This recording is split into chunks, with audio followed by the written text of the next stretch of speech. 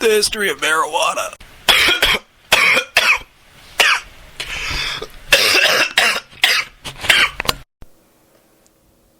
Smoking marijuana was not largely introduced to North America until the early 1900s, as Mexican immigrants poured over the border in search for work. These workers used the plant as a way to relax from their 12-plus hour workdays. Locals in Texas saw these migrant workers as lower class, mostly due to the acceptable racism of the time. As a way to control the workers and remind them of their class status, Texas passed the El Paso Ordinance of 1914, which banned the use and possession of marijuana. This law was intended to control Mexicans and later Southern blacks who smoked marijuana in jazz clubs. The first federal attempt to stop marijuana smoking and possession came in the form of the Federal Bureau of Narcotics, led by Harry Anslinger. During Anslinger's reign as the first drug czar, he supported and funded many propaganda campaigns, including films that clearly stated the effects of marijuana being insanity, a propensity to commit crime, and even murder. These campaigns also said that marijuana is highly addictive and turns users into dope fiends and slaves. While we know these things aren't true today, the inundation of federal propaganda scared senators, representatives, and the American people alike. In 1937, the Marijuana Tax Act was passed with little resistance, largely due to public fear that transitioned itself into a rabid demand by the people to criminalize marijuana in all 48 states. Anslinger also subjected the public to the original gateway drug theory in the early 50s by linking heroin use and the addiction to marijuana use. He also fabricated a connection between Red China, that's right, Red China, and drug use, saying that the communists were increasing opium trade in order to enslave the American public. This translated into irrational drug policies nationwide and the installation of the Boggs Act in 1951.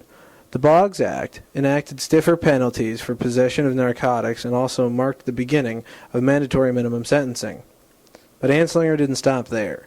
The Narcotic Control Act of 1956, which further raised the penalties for drug use and possessions, passed, giving Anslinger and the United States as a whole the influence to convince the world that marijuana and all other narcotics were evil and needed to be outlawed when he called together the United Nations in 1961 for the Single Convention on Narcotic Drugs.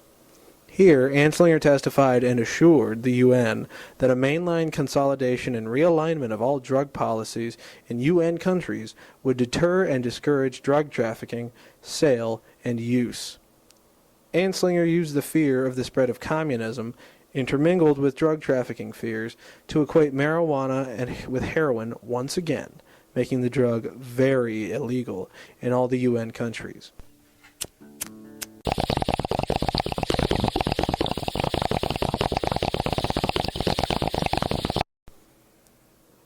Recently, some states have gotten the message that not only do people want medical marijuana to be legal, but that it ought to be legal.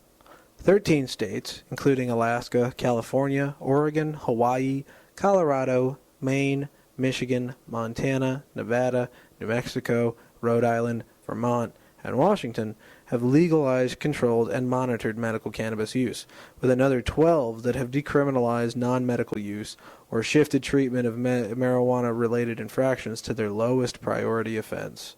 These include Arkansas, Illinois, Kansas, Massachusetts, Minnesota, Missouri, Mississippi, New York, North Carolina, Ohio, and Wisconsin. Hopefully, Arizona will pass the initiative to legalize medical cannabis in 2010.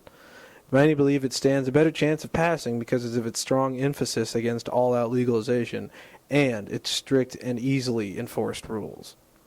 In 2010, Arizona will see its third attempt at legalizing medical cannabis.